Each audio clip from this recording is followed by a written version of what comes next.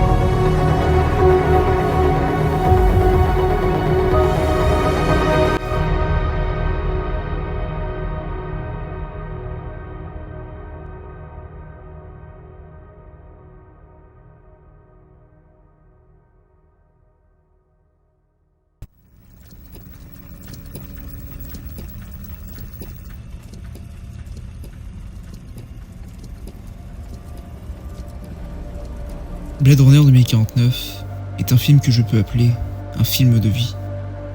Dans cette définition personnelle, c'est un film qui se comprend sur plusieurs visions d'âge, et notamment du temps, qui se contemple de nous raconter cette relation si étroite, à la fois immense, que la vie nous prête. Beaucoup ont tenté cette approche en expliquant cette relation, que ce soit Avatar avec la transidentité de la vie, ou bien de Star Wars avec l'héritage des hommes. Mais la saga Blade Runner est la plus intime de toutes, et donc la plus forte. Quand nous visionnons le premier Blade Runner pour la première fois en 1982, le film nous balance cette construction philosophique de la vie et sur l'humanité. Et dans ces films, deux visions vont arriver à la détermination. Ceux qui n'auront rien ressenti et de compréhension, et ceux qui la contemplent et la craignent. Cela peut expliquer l'échec de sa sortie, et que c'était un film dit de grenier, ou bien du dernier étage d'une vidéothèque. Mais alors comment une suite a pu se créer ? Cela s'explique avec notamment l'arrivée de la mode cyberpunk, et d'un peu plus tard de Matrix, qui donnera un point d'entrée de la relation de la machine à l'humanité. Là où Blade Runner avait engrainé l'idée, Matrix l'a popularisé. Mais à la différence, ce dernier prendra le temps pour mettre cette ambiguïté entre les hommes et la machine, notamment à l'arrivée de Matrix Reload en 2003.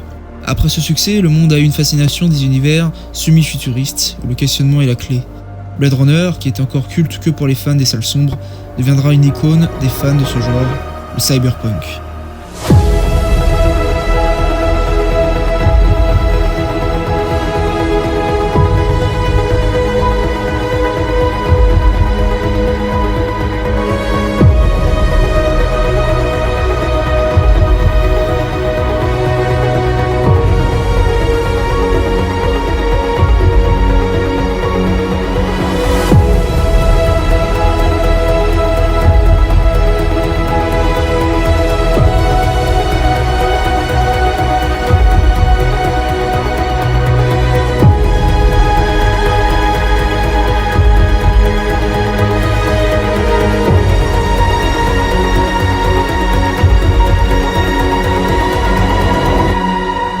Après cette nouvelle vague de la pop culture, Blade Runner de Ridley Scott aura eu enfin les louanges qu'il méritait.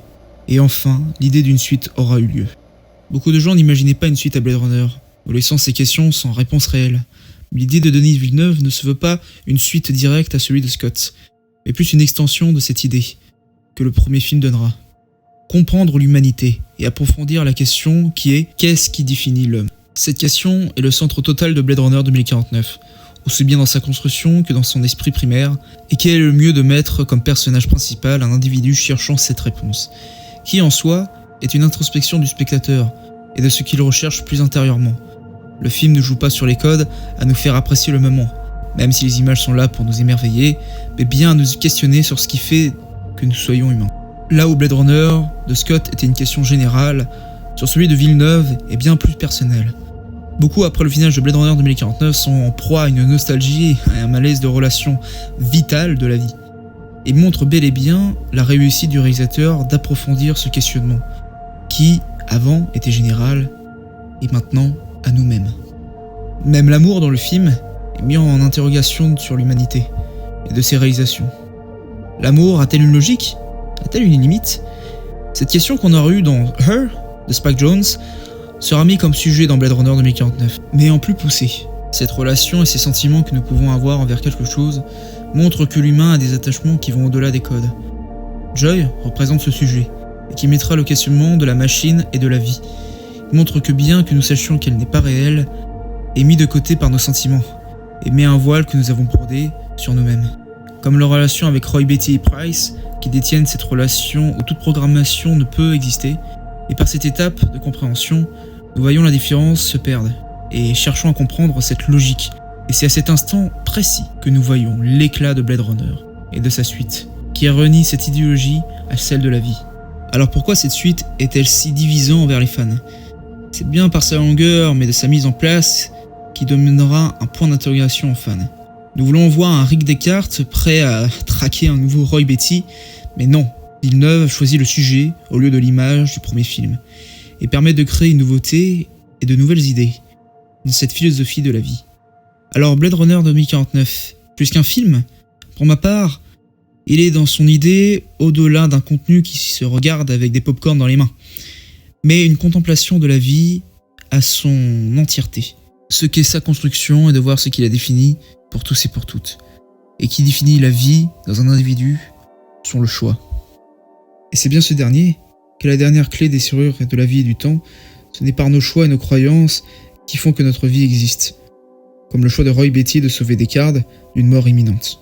Il choisit de montrer le choix qui lui fera défier le temps et la vie, et d'être le pied à égal à ses sujets.